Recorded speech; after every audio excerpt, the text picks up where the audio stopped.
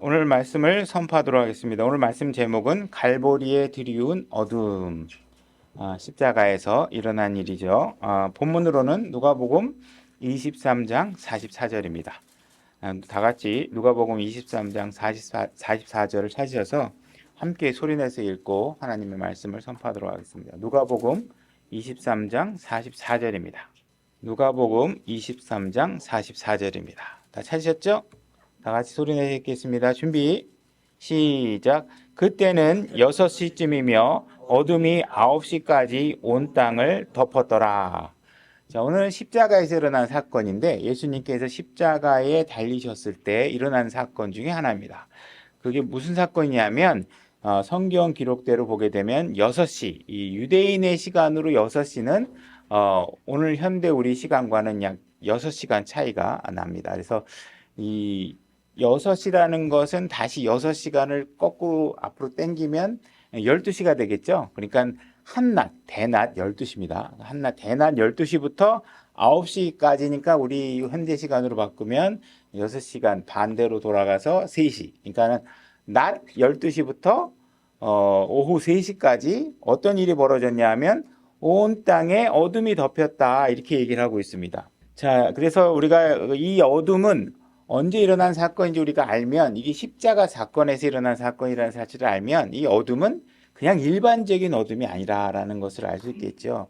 그 나타나는 현상이나 그 이루어지는 모든 과정이 아주 특별해서 이거는 여태까지 경험할 수 없었던 그런 어둠이 이곳에 지금 임하고 있다라는 사실을 우리가 알 수 있습니다. 왜냐하면 이 사건은 그냥 잠깐 그런 천체의 이런 현상이 아니라 우리의 죄와 관련된, 그죠? 우리의 죄를 용서받게 하는 구속의 사역에 일어난 일이 있기 때문에 이 어둠은 아주 특별한 어둠이다. 이렇게 알 수 있습니다.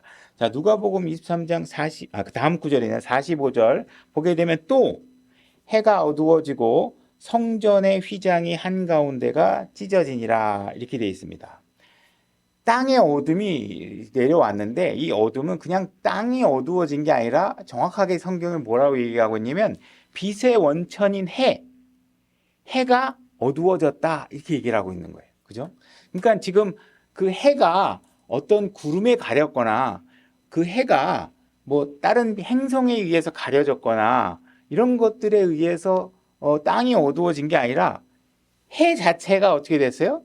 해 자체가 어두워졌다 이렇게 얘기하고 있는 거예요. 그죠? 좀 울리는데 괜찮나요? 괜찮아요. 그래서 해 자체가 어두워진 것이다. 이 얘기를 하고 있는 것이죠. 하나님께서 우리가 천지 창조를 하실 때 큰 빛과 작은 빛을 만드셔가지고 큰 빛은 태양 이것을 우리에게 주시고 하나님께서 그거를 그 태양을 빛을 다시 말해 전구 자체가 그죠? 그 빛 자체가 잠깐 어두워지신 거예요. 하나님께 잠깐 끄신 거죠. 그러니까 하나님께서 만든 행성이기 때문에 하나님께서는 그것을 끄실 수도 있는 권능이 있으시고 또한 그 필요에 의해서 얼마든지 그 빛을 어둡게 하실 수 있는 능력과 모든 권능을 다 갖고 계시는 것이죠. 그래서 이 태양 자체가 어두워진 것이다. 그러면 이 성경에서 이 어둠을 표현하고 있는데 이 어둠이라는 것은 성경에서 어떻게 묘사되고 있냐면 어둠이라는 것은 성경 전체적으로 무엇과 관련되어 있냐면 구원받지 않은 사람들이 놓여 있는 장소. 그렇죠? 구원받지 않은 사람은 어둠에 놓여 있다 이렇게 얘기하고 있고 사악한 자, 악한 사람들이 놓여 있는 곳이 어디냐? 어둠이다 이렇게 얘기하고 있어요.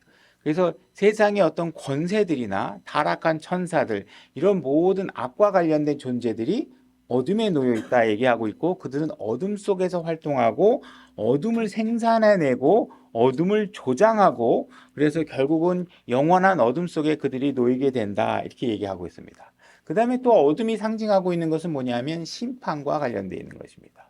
그래서 심판과 관련돼서 반역한 사람들 이런 사람들이 어둠에 놓이도록 하는 과정이 심판의 과정이죠. 그래서 이렇게 심판과 관련이 있다는 사실들을 성경을 통해서 우리가 발견하게 됩니다. 고린도후서 6장 14절하고 몇 구절들 찾아보면서 이 어둠과 관련된 구절들을 한번 찾아보겠습니다. 고린도후서 6장 14절입니다. 제가 읽겠습니다. 너희는 믿지 않는 자들과 더불어 공평하지 않게 멍에를 같이 매지 말라. 의가 불의와 무슨 사귐을 갖겠느냐? 빛이 어둠과 무슨 친교를 나누겠느냐? 그래서 의와 불의를 대비하시고 빛과 어둠을 대비하셔서 하나님께서는 의로운 것은 빛과 관련되어 있는 것이고 불의는 어둠과 관련되어 있다 이렇게 얘기를 하고 있는 것이죠. 그러니까 어둠이라는 건 불의와 관련되어 있는 거예요. 성경에서는 불의와 관련. 에베소서 5장 11절로 가보겠습니다. 제가 읽겠습니다. 열매 없는 어둠의 일들에 참여하지 말고 도리어 그것을 책망하라. 여러분들이 어둠에 속한 일을 하게 되면 그 일은 전부 다 헛된 것들입니다. 어떤 열매도 맺어낼 수가 없어요. 그러니까 어둠에 놓여 있는 것을 여러분들이 보게 되면 그것을 그냥 방치하지 말고 뭐라고 되어 있냐면 책망하라고 되어 있어요. 왜? 그 어둠으로부터 건져내야 되잖아요. 그죠? 그 어둠으로 가면 계속 그 길의 끝이 어딘지를 알기 때문에 어둠으로 가지 말라고 책망하셔야 돼요. 그죠?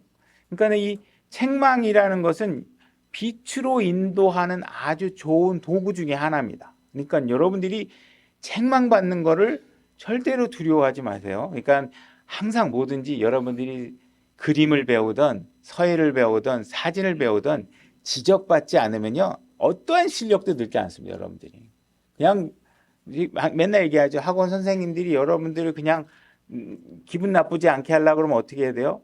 무조건 잘 그렸다고 얘기해 줘야 되고 무조건 잘 찍었다고 얘기해 주고 무조건 잘 썼다고 얘기해 줘요. 그러면 어떻게 돼요? 실력이 잘 안 늘어요. 그래서 선생님이 이거 틀렸어 이렇게 하면 안 돼 이렇게 해야 되는 거예요. 그러니까 성경에서도 마찬가지 여러분들이 잘못된 길로 가는 걸 바른 길로 가는 건 무조건 책망이 있다는 사실들을 이해하셔야 됩니다. 에베소 6장 12절 에베소 6장 12절 우리는 살과 피와 맞붙어 싸우지 아니하고 정사들과 권능들과 이 세상 어둠의 치리자들과 높은 처소들에 있는 영적 사악함과 맞붙어 싸우느니라. 여러분들은 어둠에 놓여 있는 것들과 어둠에 놓여 있는 존재들과 싸우는 일을 하고 있다. 그리고 여러분들의 그런 싸움은 육신적인 싸움은 아니죠. 신약 성도들에게 그것은 영적인 싸움입니다. 분별하시고 어두운 것을 거부하시고 이렇게 하셔야 돼요. 그렇게 할 수 있는 가장 지름길은 복잡하게 생각할 게 없어요. 뭐예요? 성경 말씀대로 하시면 돼요. 성경 말씀대로. 막 영적으로 해석하고 의미를 부여하고 그러면 여러분들이 어떻게 돼요? 길에서 벗어나요. 성경은 그냥 내일 비가 옵니다. 내일 버스 타지 마세요. 그러면 그냥 버스 안 타는구나 이렇게 얘기하면 되지. 이 버스는 뭐를 상징하는 걸 거야. 이렇게 하면 오만 잡길로 빠져서 성경의 의미가 뭔지 모르고 여러분 마음대로 그 사이비 교주가 인도하는 대로 여러분들이 따라가게 됩니다. 그래서 성경은 기록된 대로 보시는 게 맞습니다. 베드로후서 2장 4절로 가고 하나님께서 죄를 읽겠습니다. 하나님께서 죄를 지은 천사들을 아끼지 아니하사 지옥에 던지시고 어둠의 사슬에 넘겨주어 심판할 때까지 예비해 두셨느니라. 자, 어둠의 사슬에 묶어서 지옥에 던져지는 존재가 죄를 지은 천사들이죠. 그래서 원래 지옥이 만들어진 첫 번째 목적은 처음 목적은 타락한 천사들을 보내기 위해서죠. 그래서 이 어둠이라는 것은 바로 사악함의 존재들이 활동하고 그들이 놓이는 곳이다. 결국은 하나님께서 그 어둠 속으로 다 집어넣게 될 것이다. 이렇게 얘기를 하고 있는 것입니다. 그래서 결국은 죄인들이 결국은 나중에 있게 될 것도 어둠이다. 이렇게 베드로서 2장 17절에도 얘기하고 있고 유다서 1장 6절로 가보겠습니다. 그래서 여러분들이 나중에 결국은 지금 잠깐 이런 조명 아래에 있고 빛이라는 것이 여러분들이 얼마나 좋은지 혜택을 많이 받고 있는데 진짜 여러분들이 하나님 말씀이 진리라고 믿기만 하신다면 만약에 하나님 외에 예수 그리스도 이외에서 여러분들이 생활하게 되면 여러분들은 영원한 어둠에 놓이게 될 것입니다. 그건 끔찍한 일이 되겠죠. 유다서 1장 6절 제가 읽겠습니다. 또 자기들의 처음 신분을 지키지 아니하고 자기들의 초소를 떠난 천사들을 큰 날의 심판 때까지 영존하는 사슬에 묶고 어둠 밑에 예비해 두셨느니라. 그래서 처음에 신분을 자기 위치를 벗어난 천사들이 어둠에 있게 될 것이다. 13절 자기 수치의 거품을 뿜어내는 바다의 성난 물결이여 떠돌아다니는 별들이니 그들을 위해 깜깜한 어둠이 영원토록 예비되어 있다. 그래서 처음 신분을 잃어버린 존재도 어둠에 놓이게 될 것이고 그 외에 많은 사악한 존재들도 마찬가지로 깜깜한 어둠에 영원토록 있게 될 것이다. 그래서 예수 그리스도께서 지금 어둠에 놓이게 된 상태를 우리가 보고 있는데 이 어둠이 어떤 것인지를 우리가 관련 구절들을 계속 찾고 있는 것이죠. 그래서 이 어둠은 전부 다 사악한 존재와 관련되어 있는 것들이에요. 자, 계시록 16장 10절로 가보겠습니다. 제가 읽겠습니다. 다섯째 천사가 자기 병을 짐승의 자리 위에 쏟아부음에 그의 왕국이 어둠으로 가득하고 그들이 아픔으로 인하여 자기 혀를 깨물며. 어둠으로 가득하게 되자 어떤 일들이 벌어지냐면 그 어둠 때문에 사람들이 고통을 겪고 있는 거예요. 이 고통이 얼마나 괴로운지 혀를 깨무는 일까지 벌어지고 있는 거예요. 그러니까 여러분들이 어둠에 놓인다는 것 자체가 얼마나 공포스러운 일인지를 여러분들이 생각하실 수 있어야 되는 것이죠. 그죠? 그래서 이 어둠이라는 것은 그냥 깜깜해서 안 보인다라는 것만 주어지는 게 아니라, 답답하다는 게 아니라 고통이 온다는 거죠. 혀를 깨무는 정도까지 온다는 것이죠. 자, 마태복음 22장 2절로 가보겠습니다. 제가 읽겠습니다. 2절입니다. 하늘의 왕국은 마치 자기 아들을 위해 혼인잔치를 베푼 어떤 왕과 같으니라. 이렇게 얘기해서 지금 하나님께서 지금 왕국에서 여러분들을 무언가 기쁨, 잔치와 관련된 일을, 좋은 일에 같이 참여시키기 위해서 사람들을 지금 초청하고 있는 것입니다. 초청하고 있는 것. 같으니라. 그가 자기 종들을 보내어 결혼식에 초대받은 자들을 불렀으나 그들이 오려하지 아니하니. 왕이 지금 좋은 일에 참여해라, 내가 벌여놓은 잔치에 와라, 이렇게 얘기하고 있는데 그 오려고 하지 않는다네. 그가 다시 다른 종들을 보내며 이르기를 초대받은 자들에게 알리되, 보라, 내가 내 오찬을 준비하고 내 소와 살찐 짐승을 잡고 모든 것을 갖추었으니 혼인잔치에 오라 하라 하였으나 그들이 그것을 가볍게 여기고 자기들의 길로 가되 하나는 자기 농장으로 가고 다른 하나는 장사하러 가며. 그죠? 하나님께서 지금, 왕께서 지금 잔치에 초대하고 있는데 사람들이 그 초청을 우습게 생각하고 뭐예요? 장사하라고 하고 먹고 살리 챙기고 이런 거 하는 거예요. 그죠?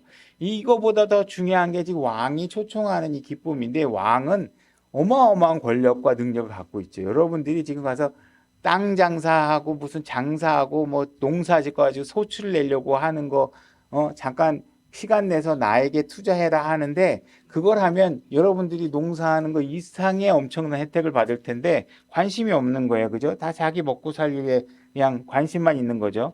그 남은 자들은 그의 종들을 붙잡아 모욕하고 죽이니라. 이렇게 해서 소식을 전한 사람까지도 그 모욕하고 이런 일들이 벌어지는 거죠. 그러나 왕이 그것을 듣고 노하여 자기 군대를 보내어 살인한 자들을 멸하고 그들의 도시를 태우며 그 뒤에 자기 종들에게 이르되, 결혼식은 준비되어 있으나 초대받은 자들이 합당하지 아니하니 그런즉 너희는 큰 길로 나가서 만나는 자들을 다 혼인잔치에 초대하라 하매, 이에 그 종들이 큰 길로 나가 나쁜 자든 좋은 자든 다 만나는 데를 함께 모아오니 결혼식에 손님들이 가득하더라.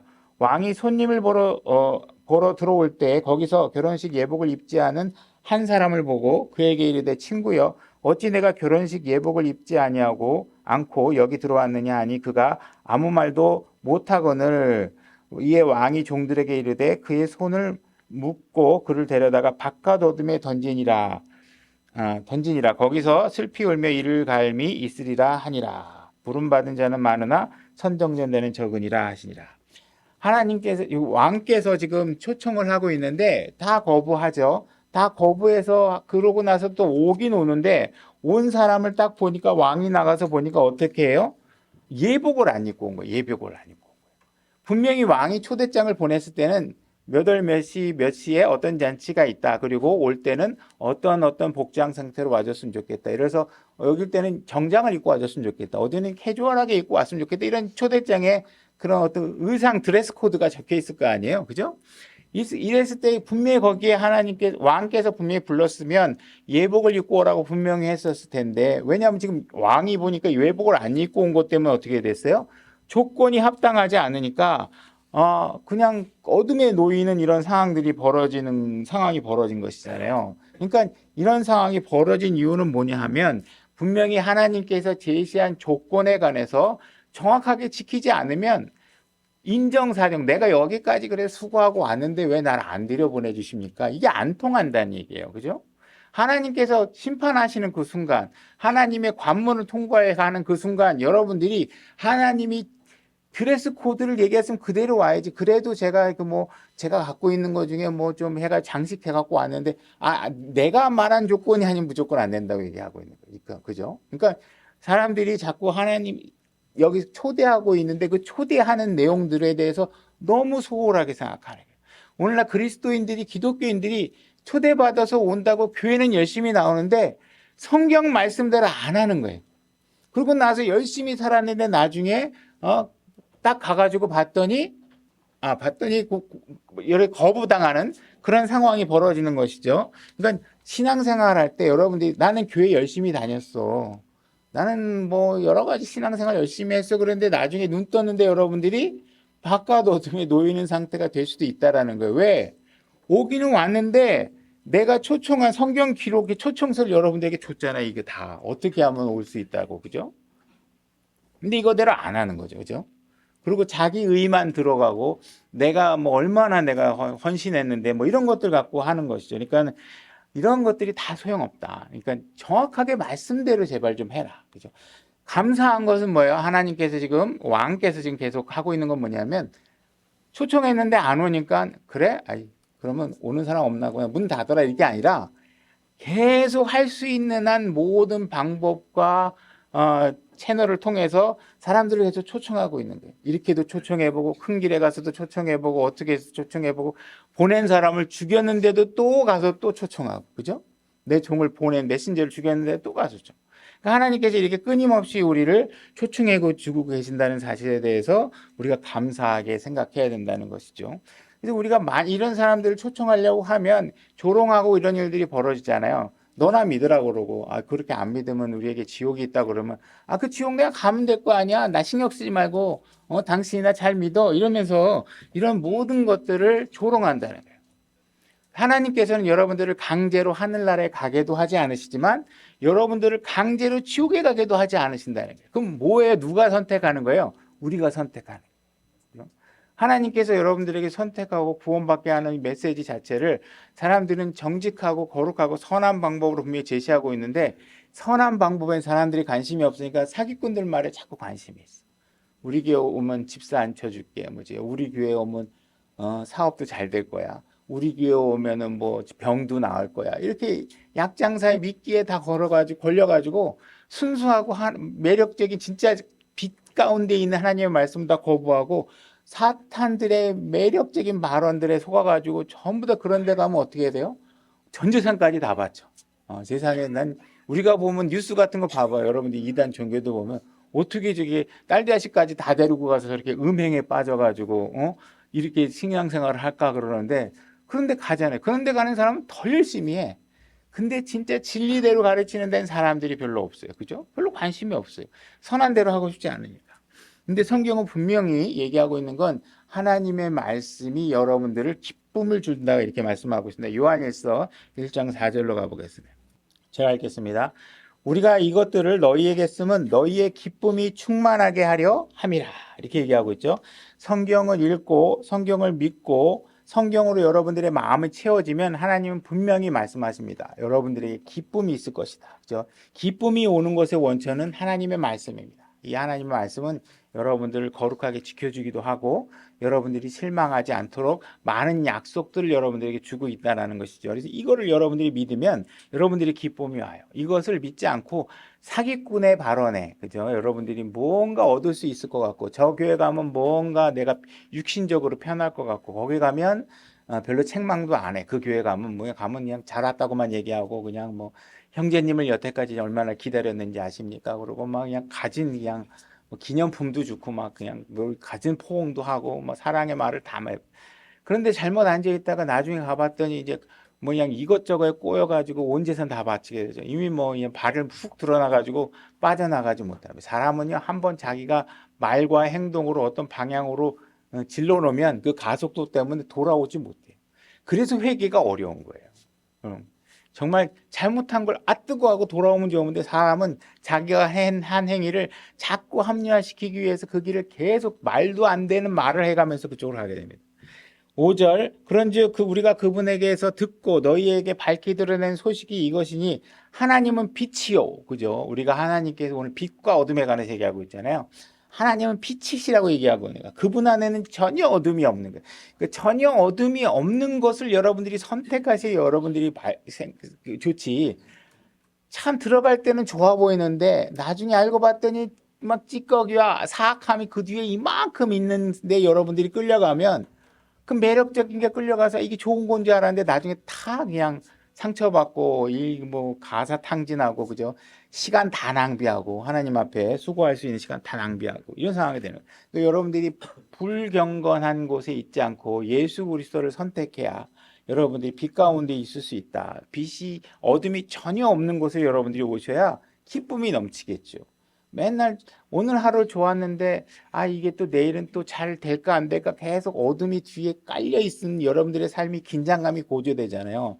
뭔가 잘 된 것 같은데 내일은 또 이것 때문에 다른 문제가 생길 것 같고 이게 아니라 하나님이 가르치고 계시고 그분이 제시하는 길은 어둠이 전혀 없다라는 거예요. 속임수도 없고 뒤통수 맞을 일도 없고 그 약속은 100%다 이루어지는 것이니까 여러분들이 안전할 수 있다고 얘기하는 것이 요한복음 1장 1절로 가보겠습니다.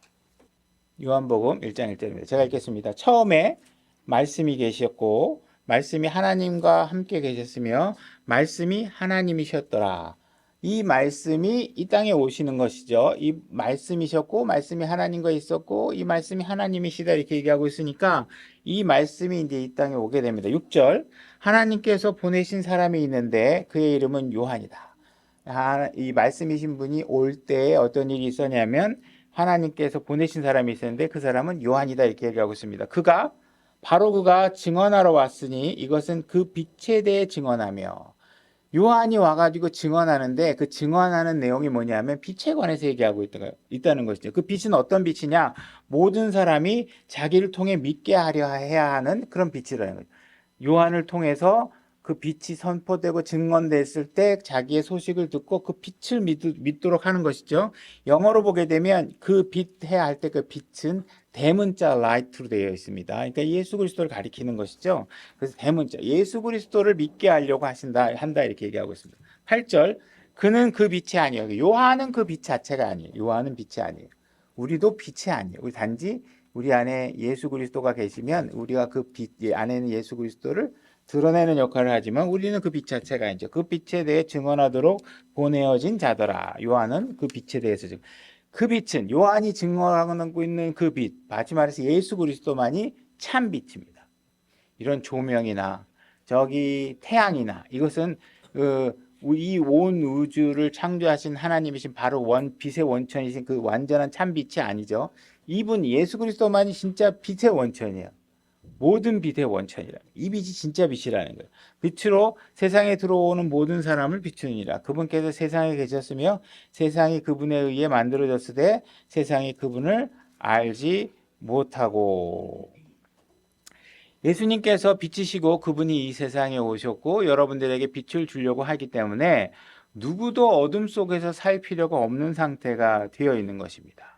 그래서 여러분들이 만약에 나는 빛에 거하고 싶다라는 마음만 주어진다면 하나님께서는 여러분들이 빛으로 올 수 있는 방법을 알 수 있도록 사람을 보내시고 목사를 보내시고 주변의 친구를 통해서 그 길이 제시되도록 하시겠다고 약속하고 계시는 거예요. 대부분의 사람들은 제시했지만 안 믿는 거예요. 받아들이지 않는 거예요. 그 빛이 부담스러운 거예요. 왜? 자기 어둠이 드러나는 게 너무 싫은 거예요.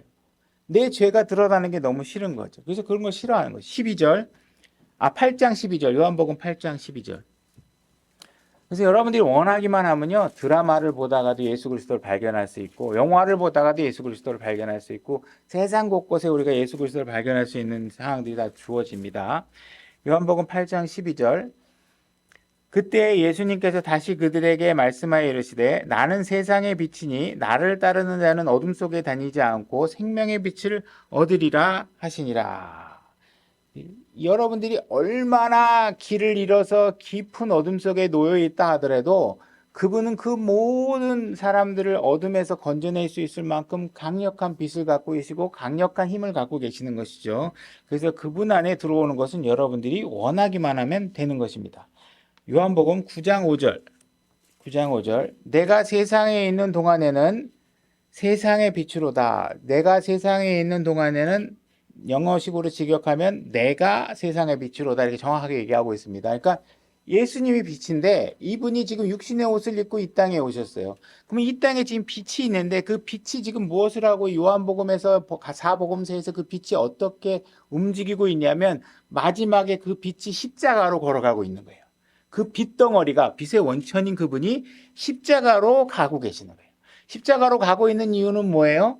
우리를 어둠에서 건져내기 위해서, 우리를 죄에서 건져내기 위해서 십자가로 가고 있는 것이에요. 그분이 십자가로 가는 것은 자기 자신의 죄 때문이 아니에요. 우리의 죄를 짓기 위해서, 하기 위해서.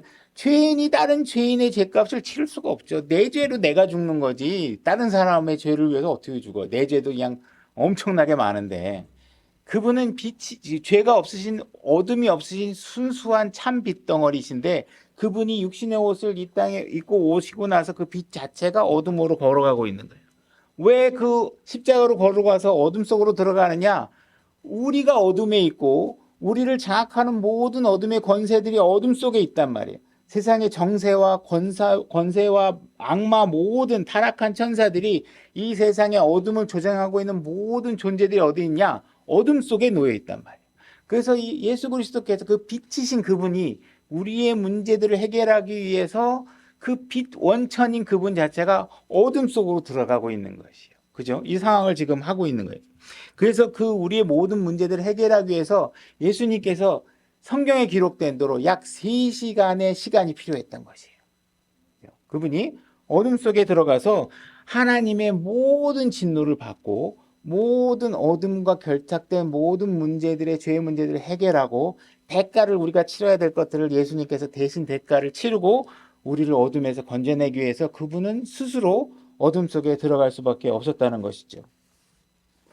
만약에 여러분들이 진짜 달빛도 별빛도 없는 어둠 속으로 들어가면 정말 어마어마한 깜깜한 데 놓이게 됩니다. 이 어둠은 지금은 여러분들이 뭔지 모르니까 뭐 다 지옥 가고 말지 뭐 그냥 뭐 어둠 속에 들어가고 말지 이렇게 생각할지 모르지만 이 어둠은 진짜 칠흑 같아서 정말 이 고통까지 주는 어둠이라고 성경에서 얘기하고 있는 거예요. 저는 그냥 짧은 경험이 청소년 때 제가 도시 생활만 하다가 강원도에 가가지고 그 산중에서 그 친구 친척집의 할아버지 집에서 자는데 저는 그게 너무 놀랍게 경험으로 왔는데 손가락을 이렇게 폈는데 내 손가락이 안 보이는 거예요. 진짜 서울에서는 그런 아무리 전기불 다 꺼도 조금만 적응하면 뭐라도 보이잖아요.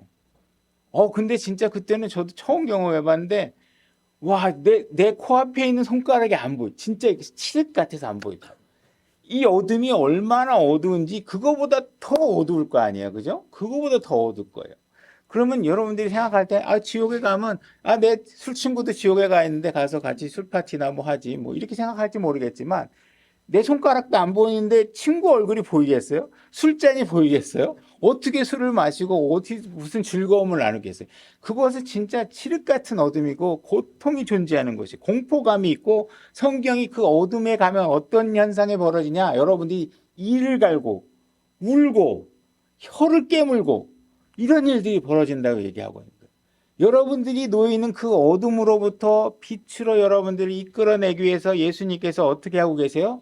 지금 어둠으로 걸어 들어가고 계시는 거예요. 어둠으로 걸어. 자, 침례인 이 요한이 예수 그리스도가 오기 전에 이 땅에 내려오게 됩니다. 태어나게 됩니다. 그래서 그의 부모인 사가랴가 이런 이야기를 하겠는데 누가복음 1장 76절로 가보겠습니다. 제가 읽겠습니다. 아이야, 너는 가장 높으신 이의 대언자라 불리리라. 지금 사가랴가 자기 아들 요한이 태어난 거에 대해서 이렇게 얘기하고 있는 것입니다. 너는 가장 높으신 이의 대언자라. 이 높으신 이의, 가장 높으신 이의가 영어로 보게 되면 하이스트, 대문자로 기록되어 있습니다. 다시 말해서 예수 그리스도를 얘기하는 것이죠. 높으신 이의 대언자라 불리리라. 내가 주의 얼굴 앞에 가서 그분의 길을 예비하되 어둠과 79절로 가보겠습니다. 그분이 침례인 요한이 와서 예수 그리스도의 길을 예비하고 그 예비하는 이유는 무엇이냐 하면 어둠과 79절입니다. 어둠과 사망의 그늘에 앉은 자들에게 빛을 주고 우리의 발을 화평의 길로 인도하셨도다 하니라.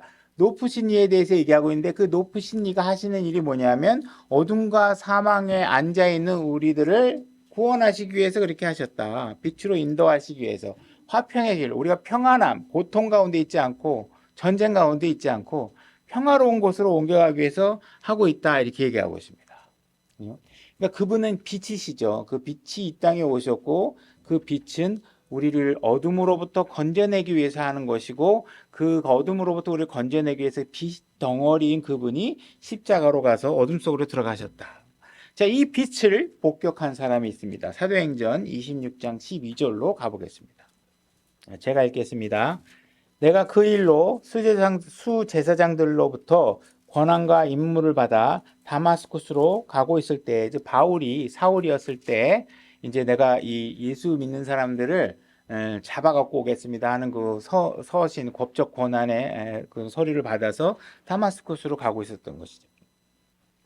13절 오 왕이여 정오가 되어 정오라는 건 뭐예요? 한낮에 태양이 가장 빛났을 때 정오가 되어 내가 길에서 보니 하늘로부터 해보다 더 밝은 빛이 나와서 그냥 우리 태양빛도 눈으로 마주 볼 수가 없잖아요. 근데 그거보다 더 밝은 빛이신 참 빛인 예수 그리스도가 등장하니까 그 정오의 태양보다도 더 밝은 빛이죠. 그 빛이 나와서 나와 함께 길 가는 자들을 둘러 비추었나이다. 우리가 다 땅에 쓰러졌을 때 내게 말씀하시는 한 음성이 있어 내가 들음에 히브리 말로 이르시되 사울아 사울아 어찌하여 내가 나를 핍박하느냐 가시체를 걷어차기가 내게 고생이라 하시기에 내가 이르되 주여 누구시니까 하매 그분께서 이르시되 나는 내가 핍박하는 예수라. 그래서 예수님을 만나는데 그분을 빛의 존재로 지금 보고 있는 것이죠. 육신의 옷을 입어서 가려진 게 아니라 빛 덩어리 그 자체로 등장하시니까 얼마만큼 파워풀하게 등장하셨는지는 100%다 하진 않으셨을 것 같아요. 뭔가 우리의 맛배기만 보여주셨겠죠. 이렇게 그것만 봐도 이 한낮에 태양도 보기 어려운데 엄청나게 그거보다 더 밝은 빛이 그에게 오신 것, 그 눈에 들어온 거잖아요. 그러니까 다 땅에 엎스러질 수밖에 없는 존재죠. 그러면 이 정오의 태양보다도 더 밝으신 예수님께서 설령 해가 스스로 어두워져서 이 땅이 어두워졌다면 예수님이 스스로 자기의 빛을 살짝만 드리워지면 온 세상이 다시 밝아질 텐데 예수님께서는 그렇게 하지 않으셨다는 거예요. 그죠? 빛 자체가 마음만 먹으면 얼마든지 다시 밝게 하셨을 텐데 그렇게 하지 않으셨다는 거예요. 왜 그렇게 하지 않으셨냐?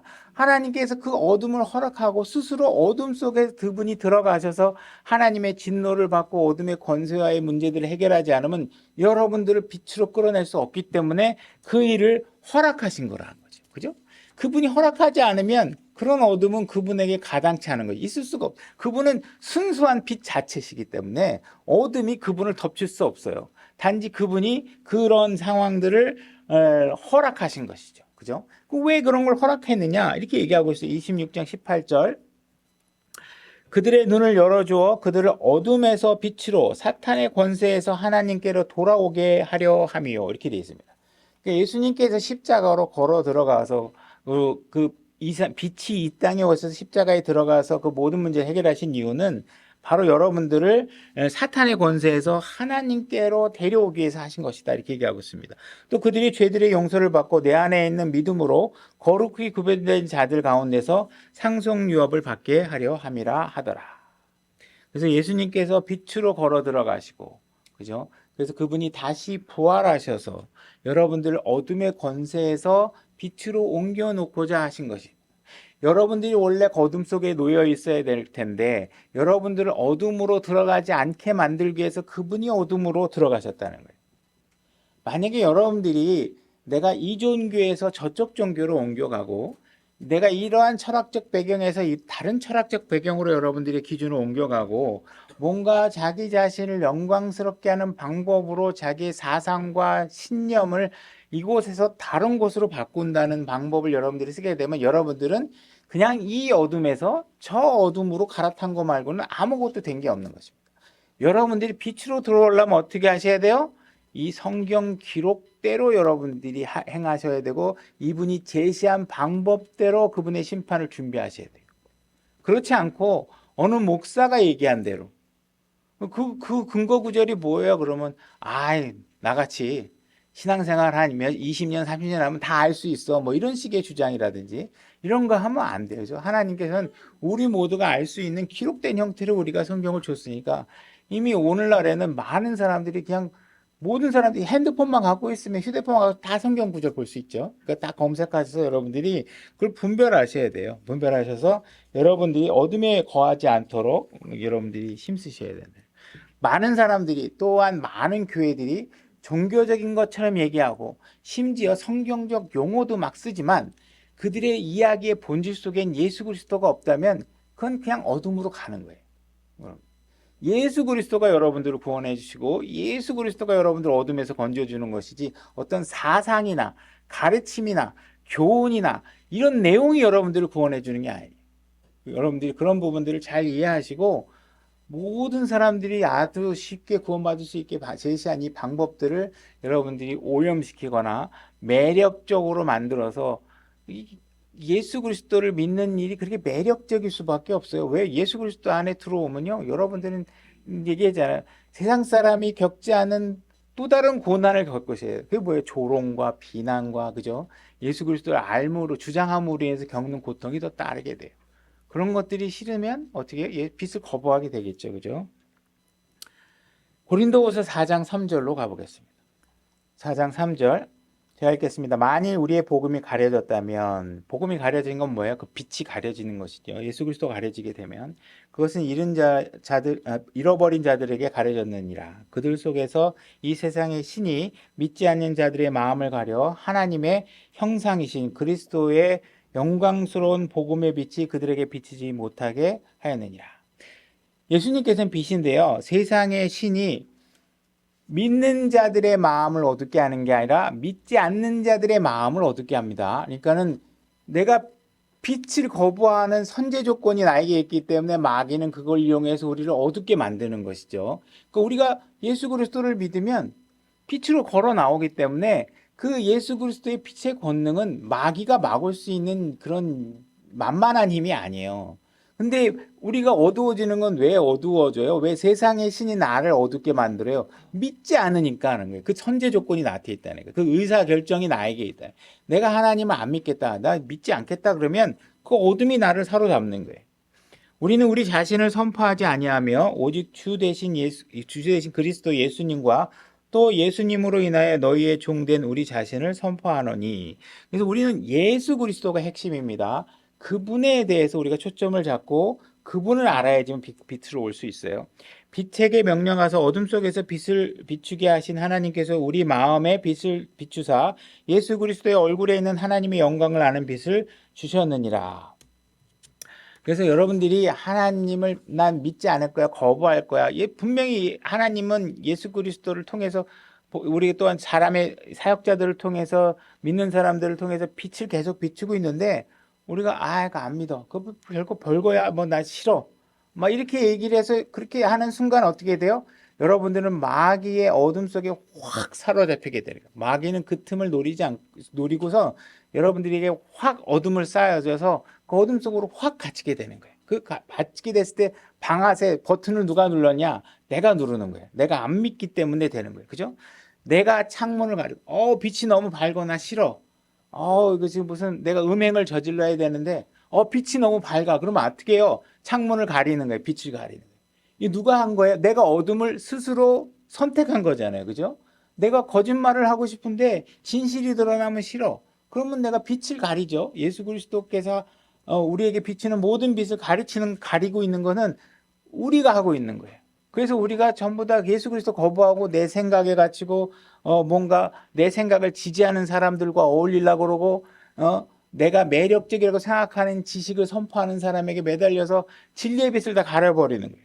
그러니까 이게 빛인데 이걸로 제대로 하지 않고 자꾸 분별이 가려지는 건 왜 그러냐? 일단 여러분들이 스스로를 가리기 때문에 그래요.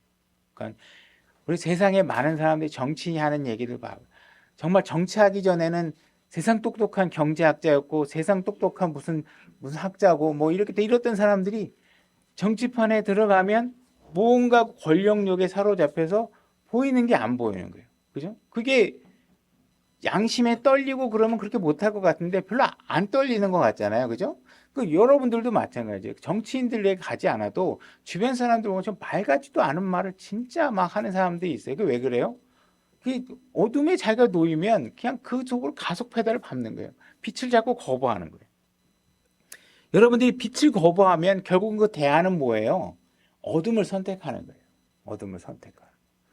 하나님께서 계속 여러분들에게 경고하고 있고, 그 일에 빠지지 않도록 여러분들에게 빛을 주고 있는데도 불구하고, 막 여러분들이 거부하고 있는 건 하나님의 제안을 거부하는 거고, 하나님은 그래도 포기하지 않고 계속 빛으로 나오도록 여러분들을 초대하고 있는 것이니까, 여러분들이 그런 선택의 기로에서 스스로 잘 선택할 수 있어야 된다. 여러분들이 이 빛을 거부하는 건 그냥 거부하는 데서 끝나는 게 아니라 사탄에게 나를 빛을 보지 않게 도와달라고 SOS를 사탄에게 치는 거예요. 마귀에게 치는 거예요. 그럼 마귀는 그냥 신나가지고 와서 여러분들을 어둠에다 확 사로잡게 만드는 것이죠. 그래서 여러분들이 스스로 창문을 가리는 행동을 절대로 해서는 안 된다. 골로새서 1장 12절로 가보겠습니다. 근데 여러분들이 어둠에 있다는 사실을 인식할 수 있어야 빛을 찾게 돼요. 근데 어둠이 생이라고 생각하지 않고 이곳이 지금 나의 기쁨을 주는 곳이다. 이렇게 생각하면 빛을 거부할 수밖에 없죠. 그죠? 여러분들이 음행이든 거짓말에서 누구를 사기를 치던 뭔가 이익의 목전 앞에서 어떤 악한 파티를 벌일 때 그것을 어둠이라고 생각해야 되는데 그걸 즐거움이라고 여기면 빛으로 못 오는 것이죠. 이건 여러분들의 선택이라는 거예요. 골로새서 1장 12절 읽겠습니다. 우리는 빛 가운데서도 성도들의 상속 유업에 참여하는 자가 되기에 합당하게 하신 하나님께 감사드리기를 원하노라. 그분께서 우리를 어둠의 권능에서 건져내서 자신의 사랑하는 아들의 왕국으로 옮기셨으니 그분 안에서 우리가 그분의 피를 통해 구속 곧 죄들의 용서를 받았느니라. 여러분들은 원래 어둠 속에 있었는데 하나님께서 그 손을 어둠에 뻗치셔서 여러분들을 빛으로 끌어내고자 손으로 여러분들에게 내 손을 잡으라고 제안하고 계시는 거죠. 이 어둠 속으로 예수님의 손이 이렇게 쏙 들어와 있는 거예요. 근데 여러분들이 이걸 잡아야 빛으로 예수님께서 여러분들 건져낼 수 있는데 아이 치워요. 내가 여기 좋아. 이러면 이건 다 여러분들이 그렇게 하고 있는 거예요. 그러니까 주님 나를 죄에서 건져 주십시오. 이렇게 기도해야 되는 게 아니라 여러분들이 죄를 거부하시는 결정을 하셔야 되는 거예요. 저절로 하나님이 구원받았다고 해서 여러분들을 죄들의 행동을 막도록 강제하지 않으신다는 거예요. 전에 얘기했다시피 그걸 강제하면 하나님에게 시비 걸고 싶어하는 누군가로부터 비난을 받게 됩니다. 그죠? 공평하게 해야 되기 때문에 하나님 공의롭게 그렇게 안 하신다. 베드로전서 2장 9절 제가 읽겠습니다. 베드로전서 2장 9절입니다. 그러나 너희는 선정된 세대여 왕가의 제사장이요 거룩한 민족이요 특별한 백성이니 이것은 너희를 어둠에서 불러내어 자신의 놀라운 빛으로 들어가게 하신 분께 대한 찬양을 너희가 전하게 하려 함이라. 너희가 지나간 때에는 백성이 아니었으나 이제는 하나님의 백성이요 긍휼을 얻지 못하였으나 이제는 긍휼을 얻었느니라. 예수 그리스도 안에 들어오게 되면 여러분들은 그냥 이런 형광등 켜진 방에 들어오는 게 아니라 그 빛은 놀라운 빛으로 들어온다. 놀라운 빛이라는 거예요. 이 어마어마한 빛이라는 거예요. 이걸 여러분들이 알아주기를 원하는 거예요. 만약에 여러분들이 이러한 사실과 초대장의 메시지를 거부하고 예수 그리스도를 믿지 않고 그냥 이 생의 삶을 끝내게 되면 여러분들은 바깥 어둠에 놓이게 된다는 거예요. 바깥 어둠에. 그 어둠은 너무너무 깜깜하다는 거예요. 근데 여러분들이 만약에 예수 그리스도를 믿고 우리가 영원한 삶에 들어가면 여러분들은 빛의 원천이신 그분이 빛의 역할을 하고 있는 곳에서 살게 됩니다. 계시록 22장 5절로 가보겠습니다. 계시록 22장 5절입니다. 제가 읽겠습니다. 거기에는 새 예루살렘을 얘기하는 거죠. 거기에는 밤이 없겠고 등잔불이나 햇빛이 그들에게 필요 없으니 이는 주 하나님께서 그들에게 빛을 주시기 때문이라. 그 당시 우리가 새 예루살렘의 이제 영원한 세상에 들어가게 되면 이런 태양, 어떤 행성이 우리에게 빛을 주는 게 아니라 누가 빛을 줘요? 하나님, 예수 그리스도 그분께서 빛의 원천이기 때문에 주 하나님께서 모든 세상에 빛을 주게 된다는 것이죠. 그러니까 우리는 그 빛의 진짜 놀라운 빛의 세계로 여러분들이 들어가려면 예수 그리스도를 믿으셔야 된다는 거예요. 이것이 여러분들에게 주는 초대장이라는 거예요. 이 메시지를 여러분들이 들으셔야 되고, 지금까지 누구라도 이 메시지를 거부하고 그 메시지를 전할 때마다 그 전하는 사람을 여러분들이 조롱하고 그걸 전하는 사람을 비웃고 했을지라도 하나님께서는 계속 사람을 통해서 여러분들의 그 메시지를 전하고 있는 이유는 뭐냐면 여러분들이 어둠에 놓이지 않았으면 좋겠다는 거예요. 그 어둠은 너무 고통스러운 곳이라는 거예요. 그걸 하나님의 아들님이신 예수 그리스도께서 빛이신 하나님이신 그분께서 이 땅에 오셔서 어둠 속으로 친히 들어가서 우리가 받아야 될 모든 어둠의 고통을 다 갚으셨다는 거예요. 우리가 믿기만 하면 된다는 거예요. 내가 다 해놨으니까. 너희들이 할 게 없다는 거예요. 그죠? 그걸 받아야 돼요. 요한복음 3장 19절로 가보겠습니다. 요한복음 3장 19절입니다. 제가 읽겠습니다. 정죄는 이것이니 곧 빛이 세상에 왔을 때 사람들이 자기 행위가 악함으로 빛보다 어둠을 더 사랑한 것이라. 그죠? 사람들이 왜 빛을 거부해요? 자기 행위가 악하니까. 빛을 좋아하게 되면 자기 행위가 악하다는 걸 인정해야 되잖아요. 근데 그걸 인정하기 싫은 거예요. 지금 내 죄가 더 좋다는 거예요. 그러니까 하나님 거부하는 거죠. 이는 악을 행하는 자마다 자기 행위를 책망받을까 염려하여 빛을 미워하고 또 빛으로 나오지 아니하기 때문이라. 사람들은 자기 죄를 책망받는 걸 굉장히 싫어합니다. 왜 교회에 와가지고 사람들이 한두 번 설교를 듣다가 처음에 듣고 이 교회 정말 좋은 교회예요. 제가 막 들었는데 이 교회 설교 너무 좋고 그래서 제가 왔어요. 그러다가 한 번, 두 번 듣다가 설교를 들었는데 이 설교가 막 자기 죄를 건드려. 그러면 그 다음부터는 어떻게 돼요? 이 교회 더 이상 못 나올 것 같아. 그죠? 그리고 누구의 죄도 지적하지 않는 교회를 찾아서 떠납니다. 그죠? 여기 와서 지적받는 거를 행복하게 생각하셔야 되는데 그거를 불편하게 생각하면 어떻게 돼요? 계속 내가 어둠에 머물 수밖에 없잖아요. 내가 빛으로 가도록 하나님께서 이 말씀의 빛을 주고 그것이 빛이고 그거대로 해야 너희가 평안이 있고 기쁨이 있다고 얘기하는데 사람들이 자꾸 자기의 죄가 지적받는 걸 너무 싫으니까 예수 그리스도도 싫고 교회 나오는 것도 싫고 목사 설교도 싫고 그죠? 그저 목사님이 와주셔서 감사합니다. 사랑합니다. 예수님은 당신을 위해서 죽었습니다. 이런 메시지만 맨날 좋아하고 예수님이 당신 죄 때문에 죽으셨습니다. 그거는 죄입니다. 이렇게 얘기하면 그 싫은 거죠. 막. 왜 기분 나쁘게 하는 설교라는 거야. 그죠? 그런 자세를 취하면 안 된다. 자꾸 우리가 어둠을 택하는 것이에요. 요한복음 3장 21절이 연속선상에 있는 건가요? 21절. 그죠? 어둠에 있는 사람들 그렇게 하고. 그러나 진리를 행하는 자는 빛으로 나오나니. 그죠? 진리를 행하는 사람은 빛으로 나오거든. 내가 어둠에 있었구나. 내 죄는 여태까지 했던 건 죄구나. 라는 사실을 인정해야 그다음부터 이제 진리를 선택하고 빛으로 나오게 되는 것이죠. 빛으로 나오면 이것은 자기 행위와 또 그 행위가 하나님 안에서 이루어졌음을 나타내려 함이니라. 그래서 사람이 자꾸 예수 그리스도를 거부하게 되면 사탄은 여러분의 마음을 점점 어둡게 만듭니다.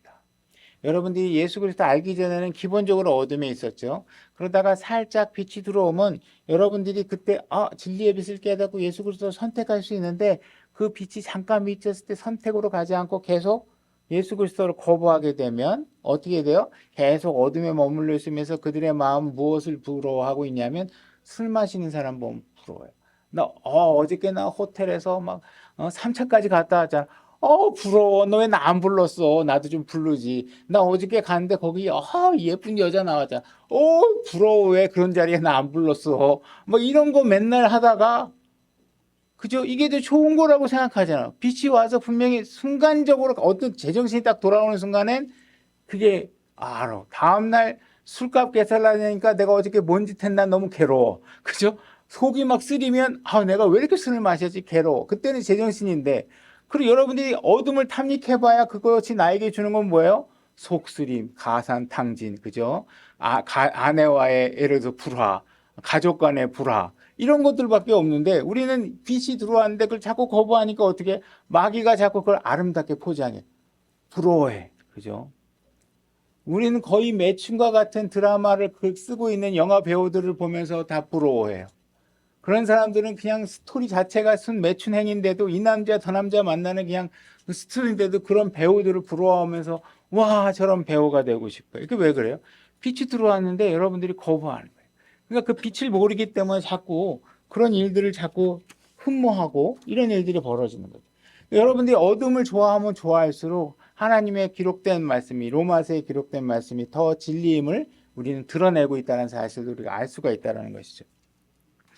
그래서 구원받지 못한 사람들은 이런 죄들이 너무 매력적으로 느껴진다는 거예요. 그러니까 여러분들이 정말 그걸 매력적으로 느끼는 이유는 뭐예요? 그 뒤에 일어나는 수많은 어두움과 고통과 혀를 깨무는 일에 대해서는 여러분들에게 얘기하지 않기 때문에. 그냥 누군가가 가십거리로 조금 내면은 그냥 이 사람 뭐 이혼 몇 번 했어 막 이렇게 얘기해도 뭐 이혼 몇 번 한 것도 부러워. 근데 그 사람이 이혼하는 과정에서 겪는 그 수많은 정신적 스트레스, 경제적 스트레스 같은 거에 대해서는 부각시키지 않는단 말이에요. 그러니까 그게 매력적으로 버린 거예요. 그러니까 여러분들이 이게 정말 내가 절망에 놓여 있구나, 내가 어둠에 놓여 있구나라는 사실들이 인정해야 여러분들이 구원을 받을 수도 있고 어둠에서 건질 수 있다라는 말이에요. 여러분들이 만약 화재 난 건물에 갇혀 있다고 생각해 보세요. 나가는 길도 안 보이고 뭐 연기는 가득 차오고 문은 뜨겁고 어디로 나가야 될지 모르고 창문을 열어보니 뭐 4층 5층이고 그럴 때 여러분들이 얼마나 절망적이실 때 만약에 어느 순간인가 소방관이 문을 탁 열고 들어오는 모습을 봤다 그래봐요. 여러분들은 구원받지 않았어도 그 순간 어떻게 했어요? 안도의 숨이 서질 거 아니에요. 그러고 나서는 어떻게 할 거예요? 그 소방관 보고 아니 이쪽으로 갑시다. 저쪽으로 갑시다. 내 생각에는 이렇게 하는 게 나을 것 같아. 이렇게 하실 것 같아요? 어떻게 해요? 그냥 그 소방관이 잡아주는 대로 그냥 아이고 감사합니다 하고 이리 가라면 저리 가고 저리 가라면 저리 갈 거 아니에요. 그래서 여러분들이 구원 받잖아요. 거기서 화재 현장에서 나올 수 있잖아요. 거기서 소방관하고 내가 좋은 방법이 있는데 이러고 따지면 너 구출될 수 있겠어요? 지금 여러분들은 화재 속에 있는 것보다도 저 절망 속에 있다는 사실을 예수 그리스도께서 얘기하고 그 결과는 그냥 화재는 불에 타기 전에 사람이 기도로 죽는다며 뜨거운 거 못 느끼고 죽는다고. 그렇지만 여러분들이 지옥으로 가면요. 그거 상상할 수 없는 어둠 속에서 이를 갈고 혀를 깨물고 했다는 거잖아요. 그때 여러분들이 예수님을 만나면 마치 내가 화재 속에서 소방관을 만난 것처럼 여러분들이 그 예수 그리스도를 신뢰하고 그분이 가자는 대로만 하면 탈출구가 보이는데 왜 예수님에 대해서만큼은 이렇게 뭐 아는 게 많은 것처럼 하냐고. 많은 게 많아요. 교회 와서도 여러분들이 정말 하나님의 말씀대로 내 죄를 관찰하고 나를 어떻게 하고 해서 나를 어둠으로 해야 되는데 옆에 있는 사람 어둠만 자꾸 걱정하고 있고 내 어둠은 그냥 엄청나게 지금 어두운데 저 사람 어두워서 어떻게 저 사람 이거 생각하시면 안 된다는 거예요. 여러분 물에 빠진 사람을 건질 때도 물에 빠진 사람이 파드닥 거리고 움직일 때 못 구한대잖아요. 언제 구해요? 포기했을 때 구조자가 구할 수 있다는 것이요. 그러니까 하나님께서는 제발 여러분들에게 다 이해하지 않아도 좋으니까 내 말 좀 믿어달라고 얘기하고 있는 거죠. 그분이 그것을 위해서 그분은 우리가 상상할 수 없는 일들을 행해 놓으셨잖아요. 십자가에서. 그거를 창세 전부터 계획하셔서 그분이 모든 것들을 사법적으로 모든 것들이 완벽하게 이루어 놓으셨다는 것이에요. 그러니까 여러분들이 그분이 우리를 어둠에서 이끌어낼 분이라는 것을 철저하게 믿고 사람 말에 귀 기울이지 말고 그 사람이 하나님의 말씀대로 하고 있는지를 항상 검증하시고, 그죠? 여러분 성경에 다 있잖아요. 제가 말하는 것이 성경에 제대로 안 돼 있으면 제가 잘못한 거죠, 그죠? 그건 하나님 앞에 내가 또 책망받아야 될 일이잖아요. 그러니까 그런 일들에 대해서 여러분들이 분별하시면서 빛 가운데로 우리가 걸어 나올 수 있도록 예수님께서 십자가에 가셨다. 그리고 3시간의 동안에 특별한 어둠을 허락하셨다는 사실들을 오늘 음미해 보시는 시간이 되었으면 좋겠습니다.